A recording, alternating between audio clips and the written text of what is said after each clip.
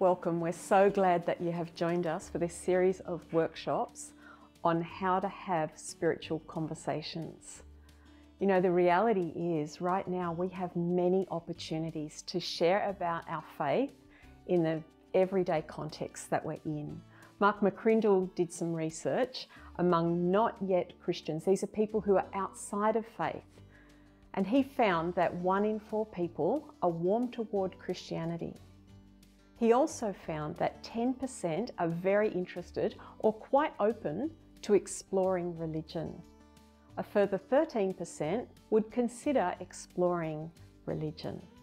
And so we have these wonderful, wonderful opportunities before us right now to be able to have faith conversations with people. Jesus said, the harvest is plentiful, but the workers are few.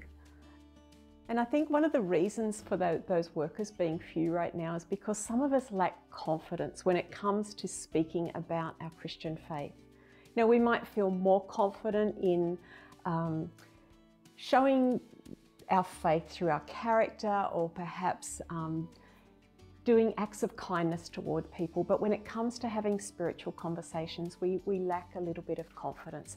And so this series of workshops is about equipping us and encouraging us and giving us skills in how to have those spiritual conversations as we encounter those who are ready to have them. So I'd love you to pause at this point in your small group and just share with each other, how do you feel about speaking about your faith? What helps you feel comfortable? And is there any situation that makes you feel uncomfortable?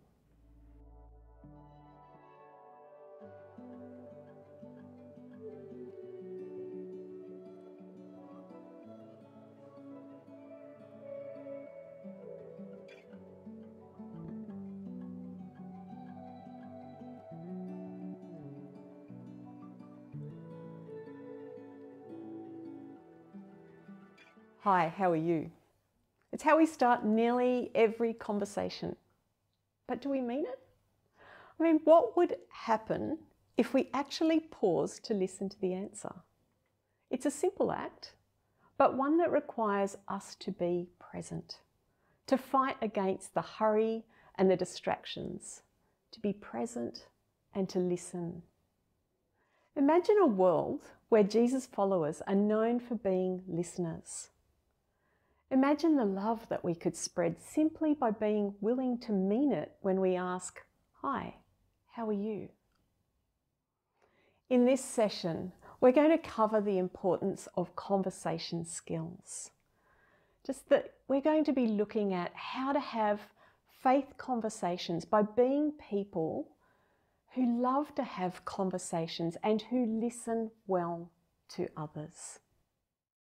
Faith conversations don't start as faith conversations. The first thing we need to do is to engage other people wherever we find ourselves, with whoever's around us, in just conversations. And then we look to sow seeds of our Christian faith into those conversations. So we first need to be having conversations with people who don't yet know Jesus. And then we need to learn skills and that allow us to have all sorts of conversations. And so we're going to consider skills that allow us to have 4 types of conversations: chit-chat, meaningful, spiritual, and invitational. Chit-chat is the small talk conversations, the everyday kind of chats about sports and hobbies. Meaningful conversations, that's where we begin to share in a more personal way about hopes and dreams and fears and worries, or maybe even more controversial stuff like politics and personal opinions. Spiritual conversations are the conversations we have on matters of spiritual or religious belief, so they may or may not be Christian. And invitational conversations are where we extend invitations for people to take intentional steps toward Jesus for themselves. I've heard people say that they hate small talk, but I love small talk. Small talk is an essential part of the way that we function as a society. Imagine if every conversation that we had to be deep and meaningful or personal, like some of us just wouldn't get out of bed. Being able to chat with someone about light and innocuous topics allowed us to build rapport and friendship with others. and we gain insights into what they're passionate about, into their family, and into what they're interested in. Chit-chat, small talk, is especially important in public settings like our workplaces and church. It's a key to how we actually make people feel welcome and connect with them. So what makes for a good chit-chat?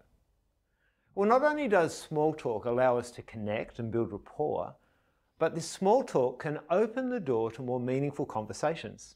As we hear about people's weekends and their passions and what's happening in their family, the attentive listener will ask questions that will give the speaker permission to go deeper if they'd like to. There are three things that I think are really important to remember about small talk.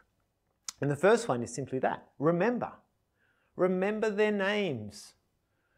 Greet people by name, refer to them by name, remember their names. But remember also the stories that they're telling you, and remember the plans that they're talking about that are coming up. And then ask.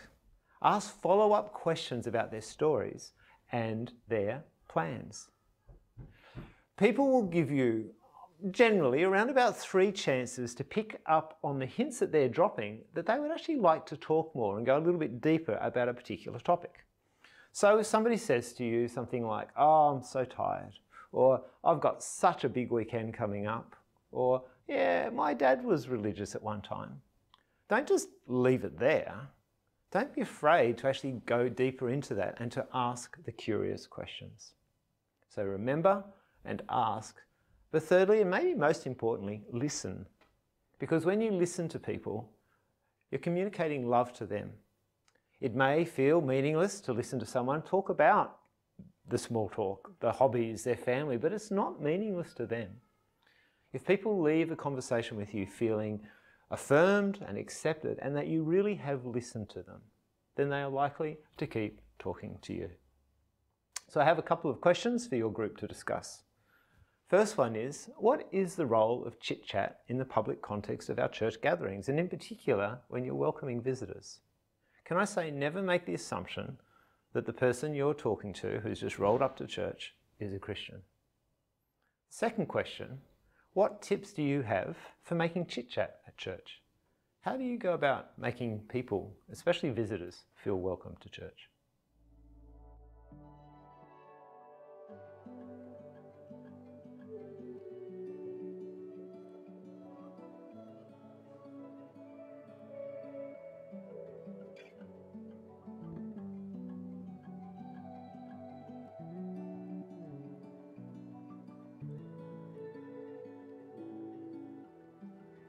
If we learn the art of just everyday chit-chat, we are well on the way to having meaningful conversations with others.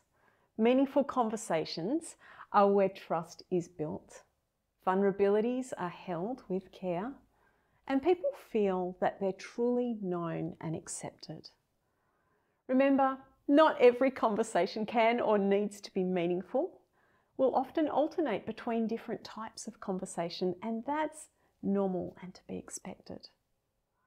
But right now, I just want to encourage you in your group, just have a conversation together about what helps us have meaningful conversations and what stops us from having meaningful conversations.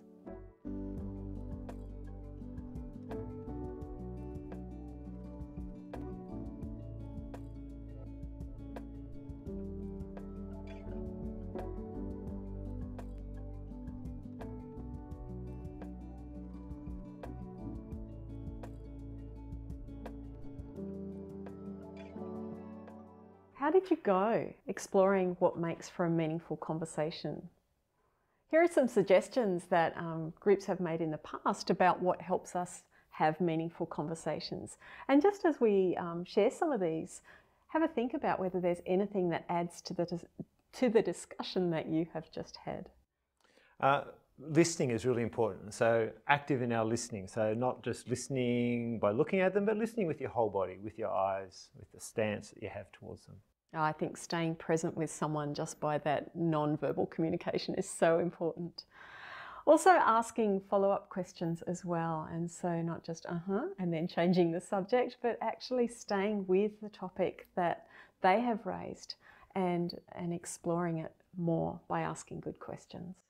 I think having energy in the conversation too. So like you're actually responding in some way. They're telling you something and you're actually giving them some energy back, like saying, yep, I'm listening to you.